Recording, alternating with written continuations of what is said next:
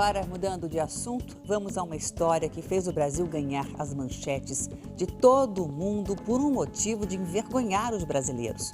O abuso sexual de uma adolescente, com pelo menos 3 dezenas de suspeitos e imagens compartilhadas na internet. O crime gerou a reação de milhões de pessoas e a denúncia de que o país vive uma cultura do estupro. Essa é a nossa reportagem da semana. Estupro coletivo. Uma expressão capaz de provocar protestos nas ruas e nas redes sociais. A personagem que causou tanta comoção não pode ter o nome divulgado. Ela tem apenas 16 anos. Nesta sexta, ela deu a primeira entrevista completa sobre o que aconteceu a uma equipe de televisão.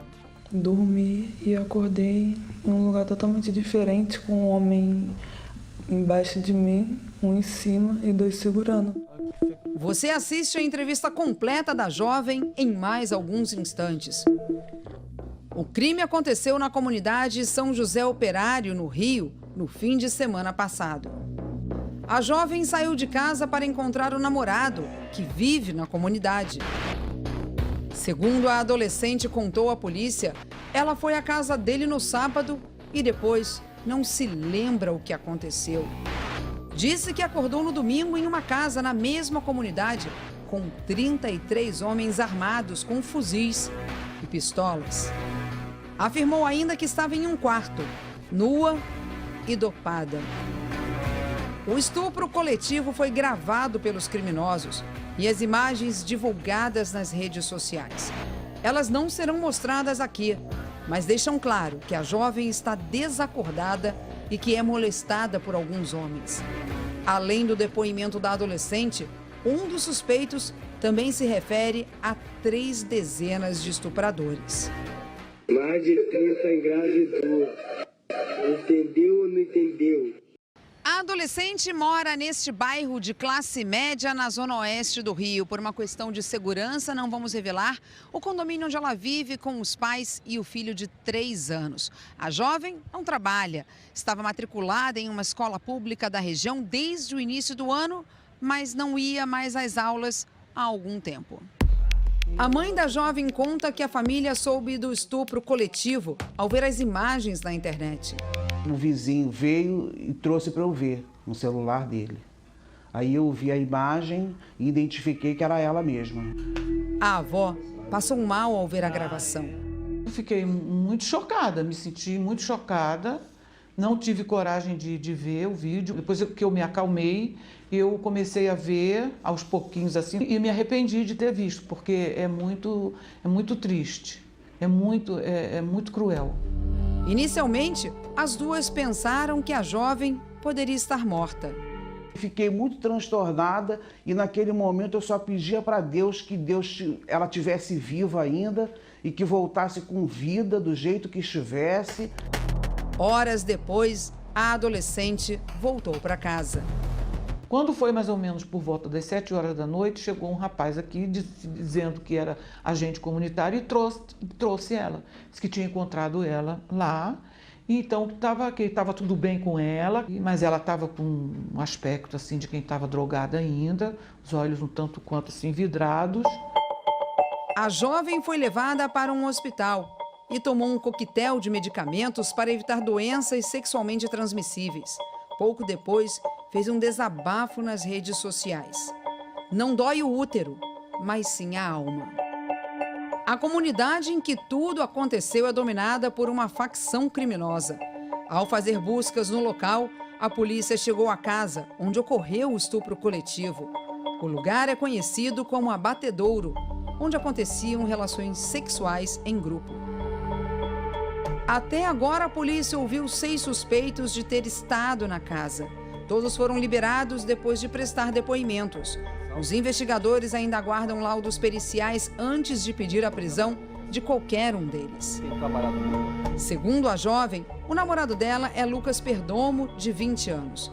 O jovem, que é jogador de futebol do Boa Vista, time da 1ª divisão do Rio, nega o relacionamento. O advogado de Lucas confirma que ele esteve na casa no dia do crime, mas não participou do estupro. Na verdade, ele teve relação com uma outra pessoa, uma outra menina que estava no local, e depois, terminada essa relação, ele se retirou do local junto com essa menina. E como o local onde ocorreram os fatos é um local de acesso ao público dentro da comunidade, eles não podem dizer se posteriormente houve consumo de drogas, houve o ingresso de outras pessoas e se houve algum ato que fugisse da normalidade. Raí de Souza, outro suspeito, admitiu que as imagens foram gravadas com o celular dele. Aí, quantos homens tinham lá na casa? Silvio, dá licença, estão me atrapalhando. Vou falar que eles estão me atrapalhando. Quero andar, deixa eu andar só, por favor. Raí é quem falou no vídeo sobre a participação de mais de 30 homens no estupro. Mais de 30 engravidou. Entendeu ou não entendeu? Mas, segundo ele, o comentário se referia a um baile funk. Ele não houve estupro. Não houve estupro. Então tá. Houve um ato, sim, sexual, permitido pela suposta vítima. A polícia ainda não caracteriza o crime contra a adolescente como estupro. A polícia está investigando. As investigações elas têm que ser um pouco mais técnicas para realmente caracterizar se houve realmente um estupro e como foi feito esse fato. Há indício suficiente para a gente acreditar que houve. Agora a polícia vai dizer ao final se houve ou se não houve, de que forma houve. Segundo a legislação, não existe muita dúvida. O ato de acariciar o corpo de uma jovem desacordada já é caracterizado como estupro. Jornais dos Estados Unidos, da Europa e até do Oriente Médio deram destaque ao episódio. O britânico The Guardian diz que as imagens chocaram o Brasil. Segundo o El País, da Espanha, compartilhar um estupro coletivo em redes sociais é a nova versão da barbárie brasileira. O estupro coletivo no Rio se tornou ainda mais alarmante porque acontece no momento em que o Brasil lembra outro crime brutal. Exatamente nesta semana, o estupro de 4 jovens no Piauí completou 1 ano. Elas foram atacadas por 4 adolescentes e depois jogadas de um penhasco de mais de 10 metros de altura no município de Castelo. Daniele Feitosa, de 17 anos, morreu. A mãe da jovem conversou com um Domingo Espetacular nessa semana. Dessa semana está sendo difícil. É voltar no tempo, é voltar aquele dia, o sofrimento, é como você ter vivendo aquela cena novamente, para nós, família, né? A tia de Daniele também se emociona. Mas falta muito. A saudade é grande. A dor é uma dor grande. Dos homens que cometeram o crime, um adolescente foi morto após delatar os comparsas. Os outros respondem em liberdade. No Brasil foram registrados mais de 47 mil casos de estupro em 2014. Um caso a cada 11 minutos. Mas o número pode ser maior, porque muitas agressões não são denunciadas. No Rio, os números também são alarmantes. Segundo o Instituto de Segurança Pública, o estado registra 12 casos por dia. A violência sexual contra mulheres mobilizou a opinião pública. Dezenas de pessoas protestaram contra os casos de estupro no país. Celebridades também manifestaram repúdio nas redes sociais. Carolina Dickmann pede respeito. Cláudia Ohana também se solidarizou com as vítimas. Gisele Batista protesta. Não foram 30 contra 1, foram 30 contra todas. Exigimos justiça. Gisele Itier pede que as mulheres lutem por justiça. Natália Dill diz que a violência contra a mulher tem que parar. Camila Pitanga provoca. Precisamos falar sobre a cultura do estupro. Silvia Pimentel é representante da ONU no Brasil. Ela faz parte do CIDOL, comitê que luta contra a discriminação sofrida pelas mulheres em todo o mundo. Segundo ela, a situação no Brasil é preocupante porque muita gente acaba jogando a culpa na própria vítima. Há uma tendência a se culpabilizar as mulheres, sempre que são vítimas de uma violação sexual, não é verdade? Então, ela ela que se vestiu desse jeito, ela que estava no lugar que ela estava correndo risco. Se ela não queria isso, ficasse em casa dormindo, assistindo televisão. Vocês entendem? É isso que nós não podemos continuar reproduzindo. A repercussão do caso foi imediata. E nessa semana, o governo federal anunciou a criação de uma delegacia nacional para tratar de crimes contra a mulher.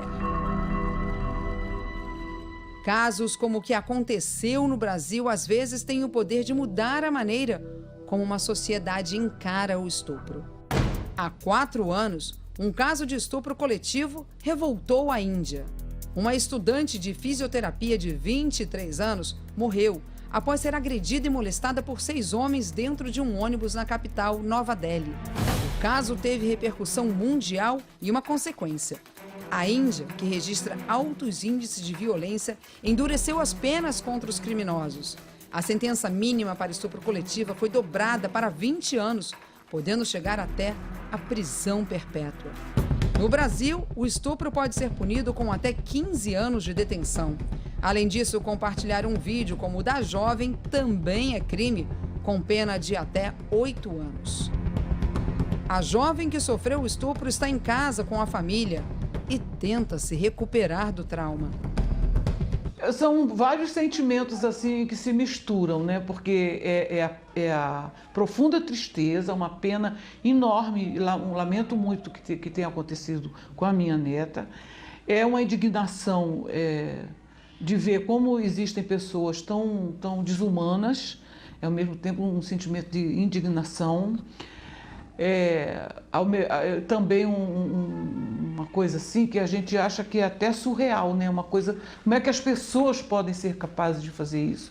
Este psiquiatra é especialista em traumas provocados por violência sexual. Segundo ele, a recuperação da vítima é um processo lento e difícil. A pessoa que passa por um trauma violento desse tipo, ela vai ter sequelas, ela vai ter alguma coisa que vai ficar marcada na vida dela. E realmente é uma coisa muito grave, que refere o mundo interno da pessoa, e o estupro é um dos maiores casos de desenvolver o transtorno de estresse. Espero que eles sejam punidos e que, se realmente essa punição for para torná-los seres humanos melhores e que não voltem a fazer isso. Você vai assistir agora a primeira entrevista a uma emissora de TV da jovem vítima do estupro coletivo. Na noite de sexta-feira, pouco depois de dar o 3º depoimento à polícia sobre o caso, ela se encontrou com o repórter Vinícius Donola. A jovem que está aqui com a gente acaba de prestar mais um depoimento à polícia. Foi o 3º em 2 dias. Antes de começar esta gravação, nós combinamos que, se em algum momento ela não se sentir confortável, a gente para a entrevista e sem insistência, ok? Também combinamos que, durante essa conversa, nós não vamos falar de nomes nem de detalhes do caso que corre sob sigilo. Você postou agora numa rede social que a dor física talvez não seja a maior num momento como esse. O que mais dói é a alma. Você consegue descrever um pouco pra gente que dor é essa? Foram 33, no caso. Mas foram todas as mulheres junto comigo. Eu me pus eu sei que eu sempre me pus no lugar de muitas mulheres que aconteceu isso. Mas nesse momento eu realmente senti, e eu sei que muitas mulheres se pôs no meu lugar. Então foi uma dor que não foi só minha. Foi uma dor que foi na alma, porque também me julgaram, me culparam, mesmo não sendo culpada. Me roubaram não um bem material, em si um bem físico. Num primeiro momento você não procurou a polícia, né? Foi por medo, por vergonha ou pelas duas coisas? Porque eu sabia que eu não ia ter justiça. Eu sabia que eu ia ter vergonha. Porque no momento eu não queria nem falar pra minha mãe. E hoje eu tive certeza que, se eu fosse realmente sozinha, seria pior. Eles iam me culpar mais do que me culparam hoje. Hoje em dia eu tomo uns 5, 6 banhos por dia. Eu acordo de madrugada só para tomar banho. Porque, sabe, né? Muitas vítimas que sofreram agressões semelhantes àquilo que você passou, elas citam um sentimento estranho, que é a culpa.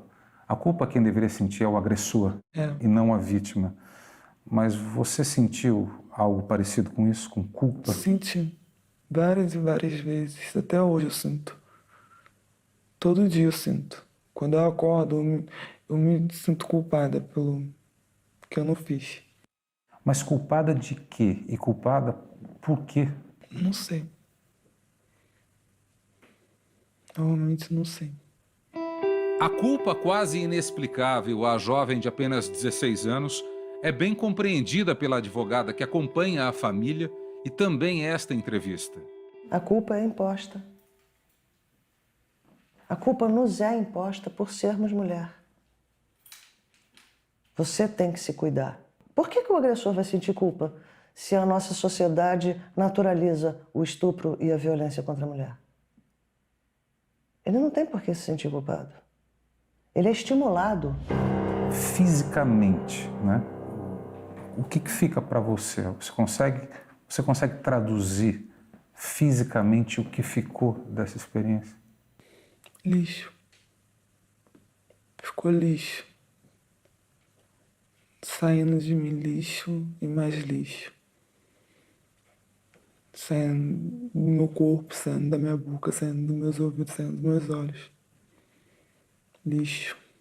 Queria tentar voltar um pouquinho àquele dia, ao que aconteceu. Você foi a um baile e voltou para a casa de um ex-namorado.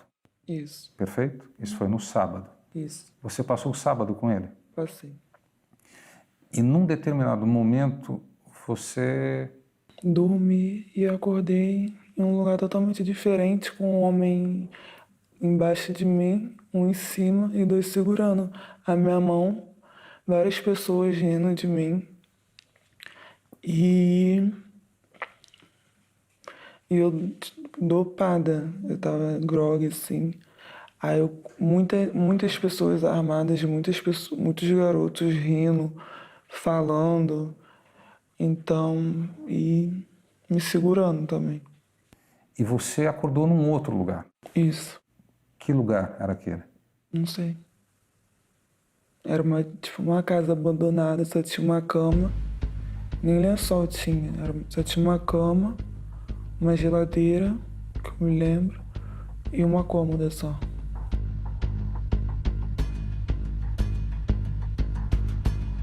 Naquela hora, eram 4 homens no ambiente ou havia mais gente? Não, havia mais. Havia mais.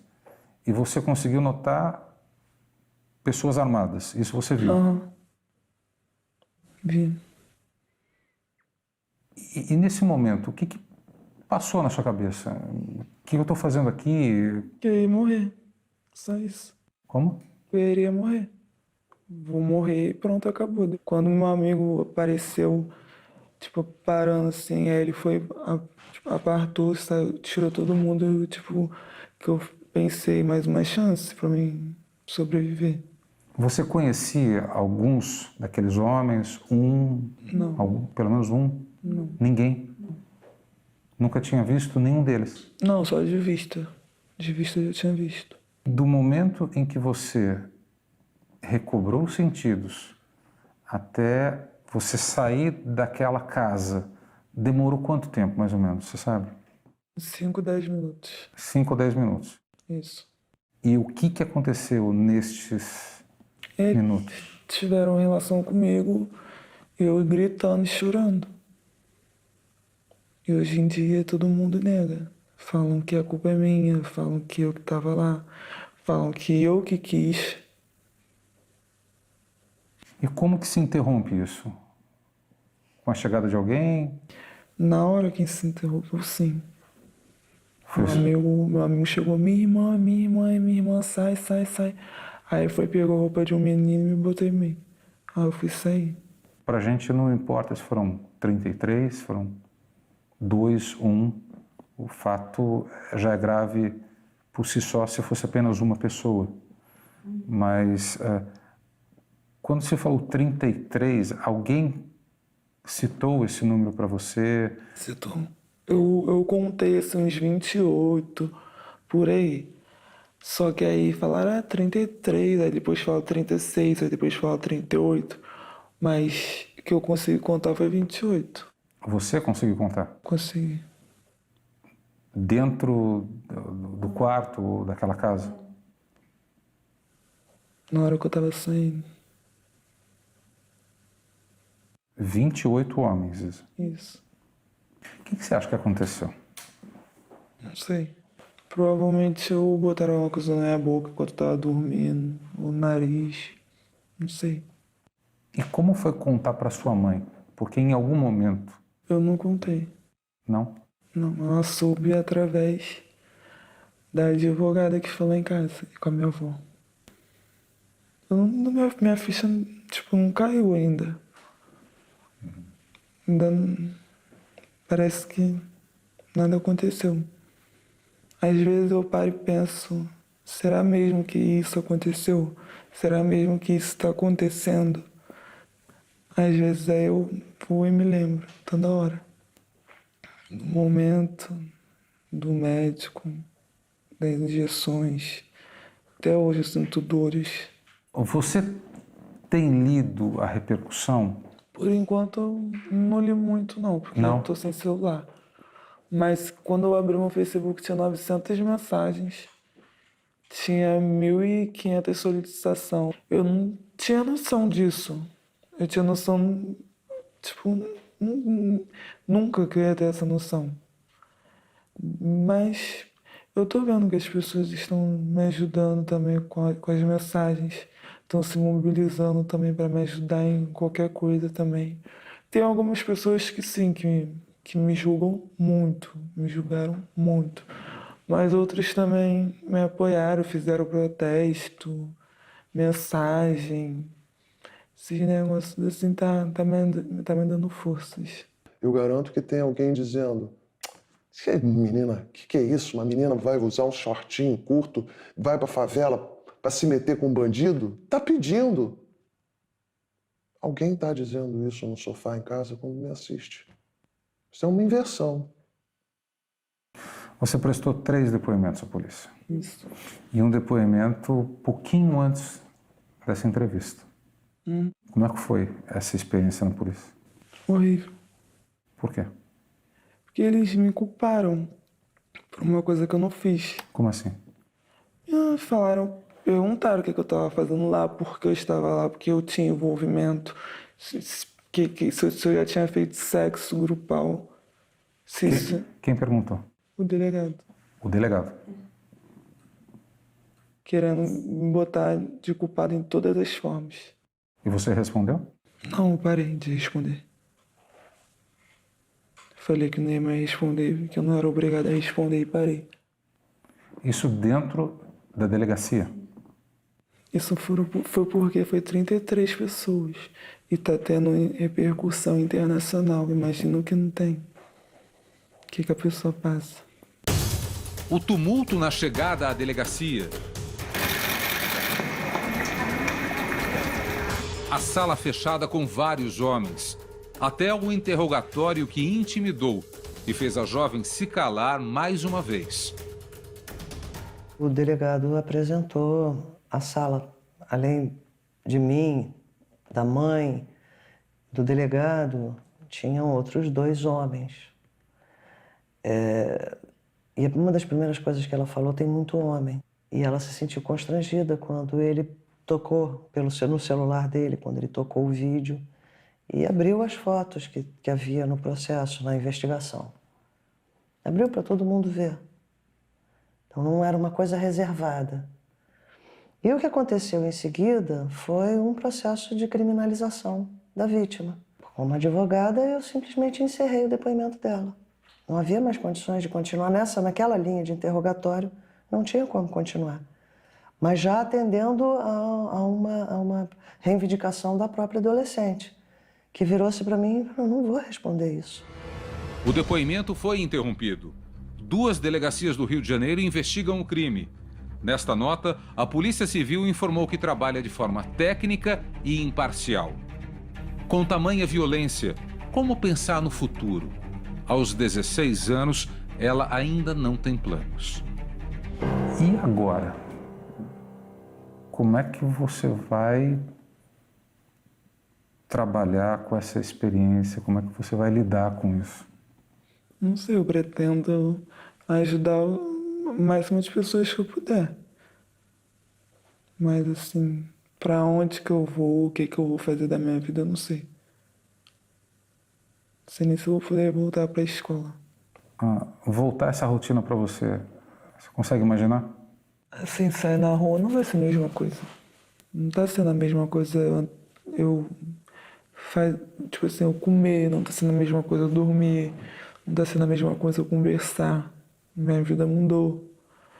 Às vezes eu sinto culpada por andar com short curto. Às vezes eu sinto culpada por andar com 2 homens do meu lado. O que você espera que aconteça com essas pessoas? Se eu for esperar por a justiça já me mostrou que nada. Vou esperar pela justiça de Deus, que tarda, mas não falha. Neste domingo, o chefe da Polícia Civil do Rio de Janeiro decidiu trocar o comando das investigações. O caso fica agora sob os cuidados de uma mulher. No final do dia, a jovem foi incluída no programa de proteção à testemunha. A decisão de afastar o delegado Alessandro Thiers da investigação foi divulgada no final da tarde. O caso passa agora para as mãos da delegada Cristiana Bento, da Delegacia da Criança e Adolescente Vítima ADECAV. Ao colocar uma mulher à frente das investigações, a chefia de polícia quer afastar possíveis acusações de parcialidade na condução do caso. A denúncia de que o delegado teria constrangido a menina durante o interrogatório também vai ser apurada.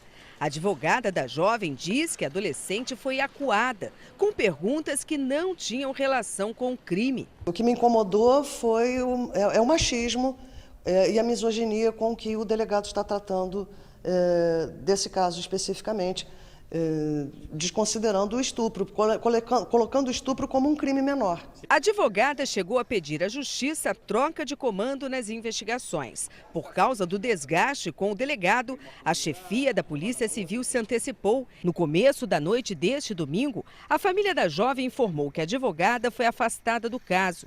O motivo não foi divulgado.